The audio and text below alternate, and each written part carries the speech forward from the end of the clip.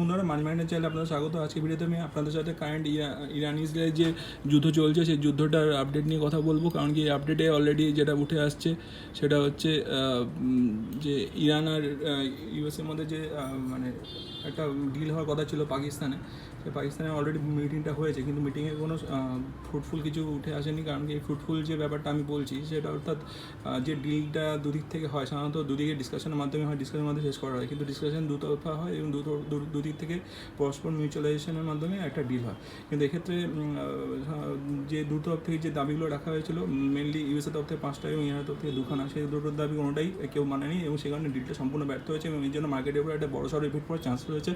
USA তরফ থেকে জানানো হয়েছে যে তারা কোনোরূপেই এই বৈঠক সম্বন্ধে একদমই পজিটিভ নয়। কারণ কি 5টা যে দাবি ছিল তাদের, এক হচ্ছে ইরানের যে নিউক্লিয়ার ওয়ারফেয়ার সেটা বন্ধ করতে হবে, আর একটা হচ্ছে যে ইরানের যে ইউরেনিয়াম এনরিচমেন্ট সেটা বন্ধ করতে হবে, হর্মোস্টেট খুলতে হবে এবং আদার যে ইরানের যে নেইবার কান্ট্রিগুলো রয়েছে তাদের সাথে যেগুলো টেরিটোরিয়াল যে ব্যাপারগুলো ছিল সেগুলো তাদের বন্ধ রাখতে হবে এবং টেরিটোরিয়াল যে অ্যাক্টিভিটিসগুলো ছিল ইরানের সেগুলো বন্ধ রাখতে হবে এবং তাদের এই কী বলে মিসাইল যে প্রোগ্রামগুলো ছিল সেগুলো বন্ধ রাখতে হবে। এই 5টা দাবি, একটা দাবিও ইরান মানতে চায়নি এবং ইরান সম্পূর্ণ জানিয়ে দিয়েছে তাদের ক্ষয়ক্ষতি যে হয়েছে সেই ক্ষয়ক্ষতি সম্পূর্ণ দিতে হবে এবং তারা হর্মোস্টেট উপরে অধিকার ছাড়বে না এবং হর্মোস্টেটের উপর দাবি তারা রাখতে চাইছে সম্পূর্ণরূপে এবং সেটা ইউএসএ মানতে চাইছে না। সেই কারণে পুরোপুরি ডিলটা ব্যর্থ হয়।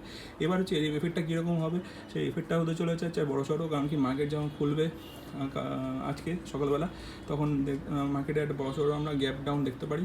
তবে হ্যাঁ, একই রেজাল্টে একই এফেক্ট, একই জিনিস উপর মার্কেট বারবার রিঅ্যাক্ট করে না সেটা আমরাও জানি, কিন্তু তাহলেও মার্কেট মোটামুটি ধরে নিয়েছিল পজিটিভ একটা ব্যাপার হওয়ার চান্স আছে। কারণ ওই কারণে মার্কেট গত কয়েকদিনে র্যালি দিয়েছে বলো, কিন্তু এবার যেহেতু ফ্রুটফুল কিছু আসলো না সেই জন্য হয়তো মার্কেট এবার এটা নেগেটিভলি দেখবে এবং নেগেটিভলি দেওয়ার জন্য মার্কেট নেগেটিভ যাওয়ার চান্স রয়েছে এবং সেখানে আমাদের শেয়ার যারা স্টক মার্কেটে রয়েছে শেয়ার বেসলে চলবে না, শেয়ারগুলো আমাদের হোল্ড করতে হবে এবং হোল্ড করে আমাদের এগিয়ে চলতে হবে। কারণ কি এই নেগেটিভ সিচুয়েশন থেকে বেরোনোর জন্য আমাদের শেয়ার প্যানিক সেলিং করে চলবে না, আমাদের হোল্ড করতে হবে ফিউচারের জন্য, ফিউচারে আমরা ভালো রেজাল্ট পেতে পারি।